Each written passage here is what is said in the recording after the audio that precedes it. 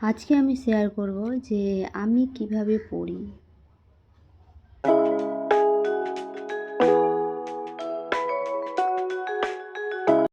চলো তাহলে দেখে নেওয়া যাক।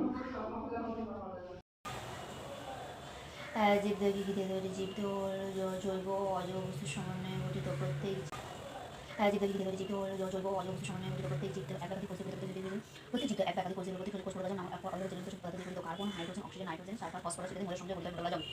জীবদেহ নানা রকম অজৈব ও জৈব বস্তু সমন্বয়ে গঠিত। জীবদেহ নানা রকম অজৈব ও জৈব বস্তু সমন্বয়ে গঠিত। জীবদেহ নানা রকম জৈব ও অজৈব সমন্বয়ে গঠিত। এগুলো জৈব উপাদান, অজৈব উপাদান। অজৈব উপাদান হলো জৈব উপাদান। অজৈব উপাদানগুলি হলো যেমন জল, অ্যাসিড, ক্ষার, লবণ, গ্যাস ইত্যাদি। এগুলো হচ্ছে অজৈব উপাদান।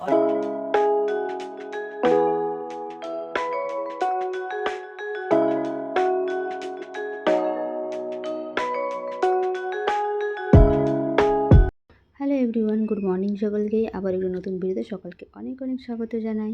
আশা করি সকলেই খুব ভালো আছো, সুস্থ আছো, আর সকলের প্রিপারেশন খুব ভালোভাবে চলছে। আর আমিও ভালো আছি মোটামুটি, আর প্রিপারেশনও মোটামুটি চলছে আমার। আর আজকেও ঘুম থেকে উঠতে লেট হয়ে গেছে। তো যাই হোক, বাকি সব কিছু কাজকর্ম সেরে এখন পড়তে বসবো। জীবদেহ জীব জৈব অজৈব সমন্বয়ে গঠিত। প্রত্যেক জীবদেহ একাধিক কোষে প্রত্যেক জীবদেহ একাধিক কোষে প্রত্যেক কোষ প্রধান জীবন্ত carbon, hydrogen, oxygen, nitrogen, sulphur, phosphorus ইত্যাদি মৌলের সঙ্গে বলা যায়। জীবদেহ নানা রকম অজৈব ও জৈব বস্তু সমন্বয়ে গঠিত। জীবদেহ নানা রকম অজৈব ও জৈব বস্তু সমন্বয়ে গঠিত। জীবদেহ নানা রকম জৈব ও অজৈব সমন্বয়ে গঠিত। এগুলো জৈব উপাদান, অজৈব উপাদান। অজৈব উপাদান হলো জৈব উপাদান। অজৈব উপাদানগুলি হলো যেমন জল, অ্যাসিড, ক্ষার, লবণ, গ্যাস ইত্যাদি। এগুলো হচ্ছে অজৈব উপাদান। অজৈব উপাদান জল, অ্যাসিড, ক্ষার, লবণ, গ্যাস ইত্যাদি। এগুলো হচ্ছে অজৈব উপাদান। এবার অজৈব জল জল আমি ঠিক কিভাবে পড়ি, এই যে শুনতে পেলে এত জোরে জোরে, ঠিকই শুনতে পেয়েছো, কারণ আমি এত জোরে জোরেই পড়ি। কারণ আমার ছোটো থেকে একটা অভ্যেস আছে যে জোরে জোরে পড়ার। আর এই অভ্যেসটা হয়েছে শুধুমাত্র হচ্ছে যে আমি ছোটো থেকে মানে টিউশনে যেখানে পড়েছিলাম, মানে একটা পিসির কাছে পড়ছিলাম। তো সেই পিসিই আমাকে বারবার করে বলতো, আগে যখন আমি আস্তে আস্তে পড়তাম, তো তখন আমাকে পিসি বারবার করে একটা কথা বলতো যে সবসময় জোরে জোরে পড়ার চেষ্টা করবি, কারণ আমরা যখন পড়ার যে আওয়াজটা হয় সেটা যেন আমাদের কানে আসে। কারণ কানে আসলে তাহলে আমাদের সুবিধা হয়। আর অনেকেই থাকে যে জোরে জোরে পড়তে পারে না। তো যাই হোক, এখন একটু যদিও কমেছে, তবে আগে আমি আরও জোরে জোরে পড়তাম। তো তখন আমাকে আমার রুমমেটরা সবাই আমাকে বকা দিত যে এত জোরে জোরে লোক দেখানোর জন্য কে পড়ে। তো আসলে আমার এটা লোক দেখানোর জন্য না, কারণ এটা আমার অভ্যেস ছোটোবেলা থেকেই যে আমি জোরে জোরেই পড়ি। আর জোরে জোরে না পড়লে আমার পড়া মুখস্থ হয় না কখনোই। আর যেমন আগে আমি যখন পড়তে বসতাম, কারণ আমি আর আমার একটা পিসি ছিল, আমরা দুজন হচ্ছে যে ক্লাসমেট ছিলাম। তো সেই দিদা যখন আসতো, তো আর শুনতে পেতো যে আমি পড়ছি, তো তখন গিয়ে পিসিকে খুব বকা দিত।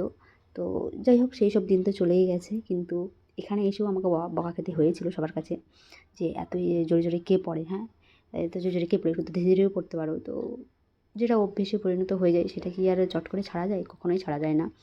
তো যাই হোক, আগের থেকে অনেকটা চেষ্টা করে নিজেকে মানে ধীরে ধীরে পড়ার চেষ্টা করেছি। তবে আমি এটা কনফার্ম যে আমি কোনোদিনও ধীরে ধীরে পড়তে পারবো না।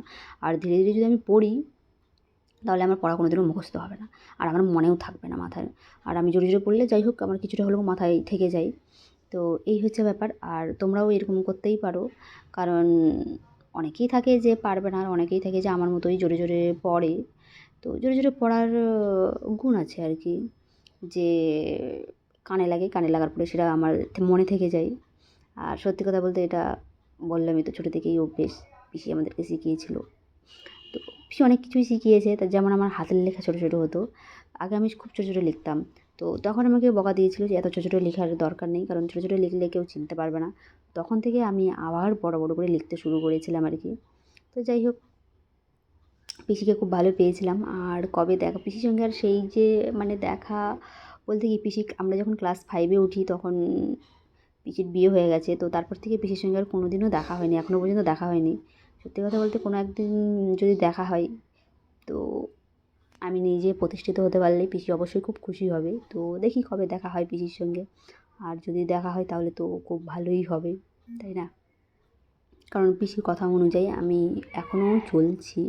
মানে কিছু কিছু পিসির কথা আছে যেগুলো মানে আমার খুব ভালো লেগেছে। ভালো লেগেছে বলতে, সেই মুহূর্তে আমি কিছু বুঝতাম না, কিন্তু এখন বুঝতে পারছি যে হ্যাঁ, পিসির কথাগুলো আমার খুব কাজে লাগে। যেমন এই যে আমাকে বলেছিল একটা কথা, যে যেহেতু আমার বাবা নেই, আমাকে একটা কথা বলেছিল যে তুমি বড় হয়ে মানে বিয়ে করার স্বপ্ন দেখবে না কখনো।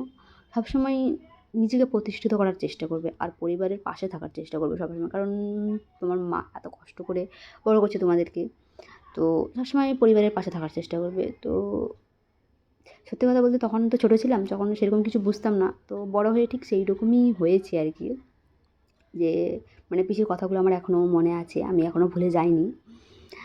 আর এটাও বলেছিল যে মানে কেমন স্টুডেন্টের সঙ্গে থাকা উচিত, কাদের সঙ্গে থাকা উচিত না, এগুলো আর কি সব কিছু শিখিয়েছিল। ছোটো থেকেই পিসি শিখিয়েছিল বলে এখনও আমার মনে আছে। আর সত্যি পিসিকে খুব মিস করি আর কি।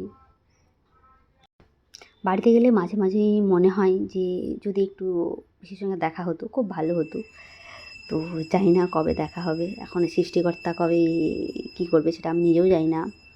তবে প্রতিষ্ঠিত হওয়ার পরে যদি আমি হয়ে যাই, নিজেকে একটা জায়গায় আমি দাঁড় করিয়ে নিই, তারপরে আমি অবশ্যই পিসির সঙ্গে দেখা করব।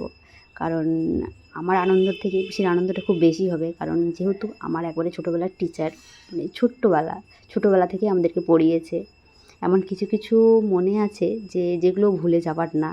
কারণ একবার আমরা সাধারণ জ্ঞান বলে একটা আমাদের পড়া ছিল, মানে বই ছিল সাধারণ জ্ঞান, বইটা আমরা না পড়া দিতাম না।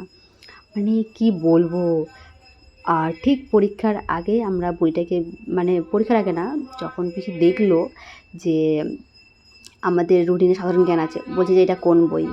আর সত্যি কথা বলতে আমরা তো কোনো দিনই বলিনি যে এটা কোন বই বলে।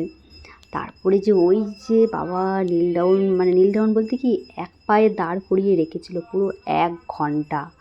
আমরা আবার কান্না করতে শুরু করেছিলাম, তবুও আমাদেরকে ছাড়েনি। মানে সেইটা আমার কোনো দিনও ভোলার না। তখন আমাদের একটা কথা বলেছিল, জীবনে যাই কর, তোরা পার আর না পার, তোরা যেই সাবজেক্টটাকে পারবি না তাকে বেশি বেশি করার চেষ্টা করবি। তোরা পারবি না বলে সেটাকে ছেড়ে দিবি, ছেড়ে দিলে তো তোরা তো সেটাতে একবারেই শেষ হয়ে যাবি, তোরা তো সেখানে 1 নাম্বারও পাবি না, তাহলে কী লাভ হলো। তো সেই যে কথাটা এখনও মনে আছে, কারণ যেহেতু আমি ম্যাথ পারতাম না, খুব একটা ম্যাথ পারি না এখনও। তো সেই জায়গায় দাঁড়িয়ে তো বলাই যায় যে ম্যাথটাকে ছেড়ে দেওয়া কখনোই যাবে না। কারণ ম্যাথটাকে সঙ্গে নিয়েই এগোতে হবে সামনের দিকে। কারণ ম্যাথ খুব টাফ।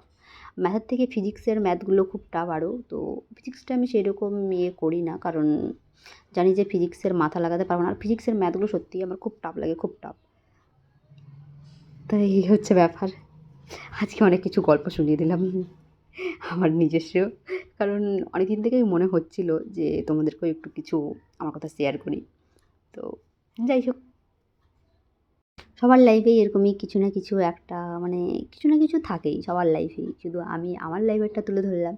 এবার তোমাদের যারা আমার ভিডিও দেখবে, তোমাদের লাইফেও এরকম থাকবে, অবশ্যই থাকবে। থাকবে না সেরকম কোনো ব্যাপার না, কিন্তু থাকবে, এটা একবারে কনফার্ম গ্যারান্টি সহকারে।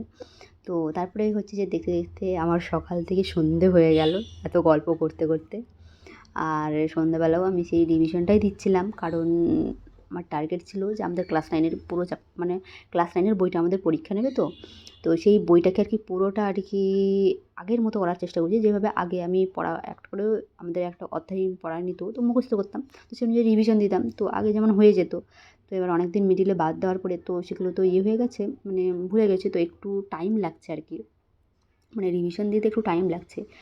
কারণ শুধু রিভিশন দিলে তো হয় না, সেটাকে আবার মাথায় রাখতে হয়। তো সবগুলো মনে থাকছে না, কারণ আমি অ্যাক্টিভ রিকলটা খুব দরকার। আর যাই হোক, অ্যাক্টিভ রিকল করছি, তো সেরকম মনে থাকছে না, মানে আগের মতো মনে থাকছে না। তবে চেষ্টা করি, নিজের আয়ত্তে চলে আসবে আর কয়েকদিন পরেই, আমার যা মনে হচ্ছে আর কি।